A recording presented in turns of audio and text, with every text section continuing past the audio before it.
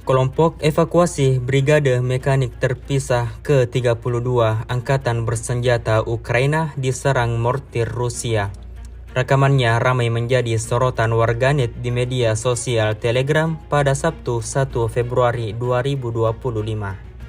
Penembak mortir dari kelompok tengah Rusia tanpa ragu menyerang sekelompok tentara Ukraina yang mundur dengan tembakan gencar di arah Pokrovsk.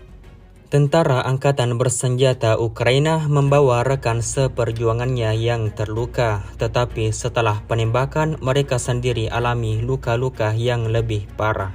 Akibatnya, seperti yang terlihat di dalam rekaman, sejumlah tentara Ukraina tumbang dalam keadaan mengenaskan. Hingga video ini beredar, beragam respon yang diberikan warganet.